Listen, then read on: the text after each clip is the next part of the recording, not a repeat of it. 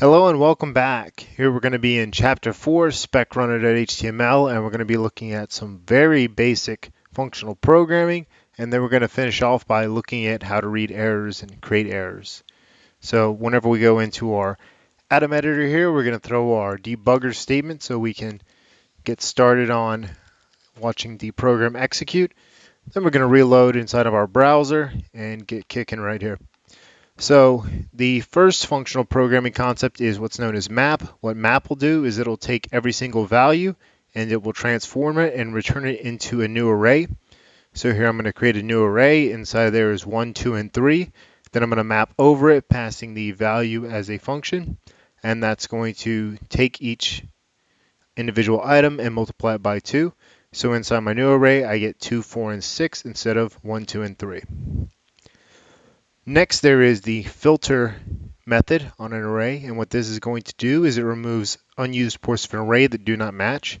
So here I have 1, 2, 3, and 4, and then I'm going to say return as a true value anything that's modulus divided by 2 is equal to 0, so give me back all of the odd numbers, the even numbers, and remove all the odd ones. So anything that returns false gets removed, anything that returns true stays.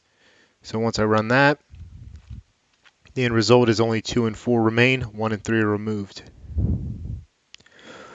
Next, we're going to use the every method, and instead of filter which strips things out, this is just going to return a Boolean value.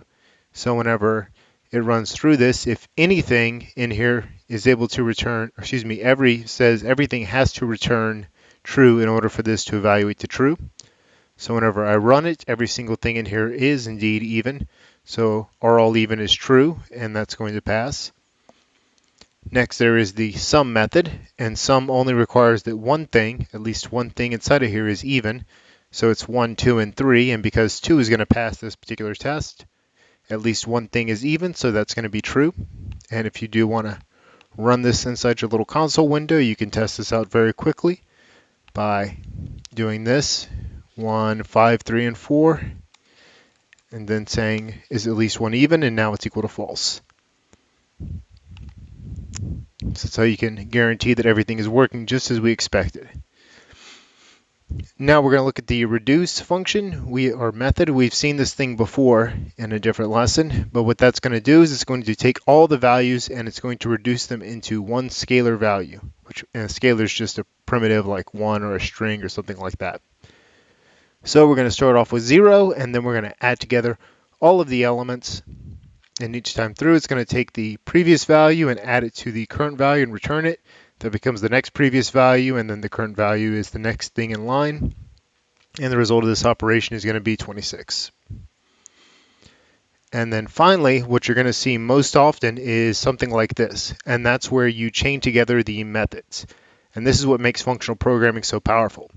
First, you're going to run a filter on it, and that's going to perform an operation. Then you're going to run a map on it. This is going to transform the reduced set of values that you got back.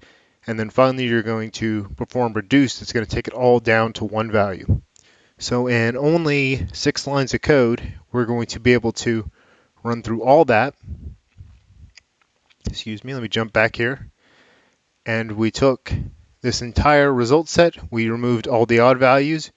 We multiplied each value by 2, and then we added them all up, and now we got 19,776 as our final result. So this right here, the combination of filter and then map, this is something you see very commonly where you remove some values from an array and then you perform some transformation on them.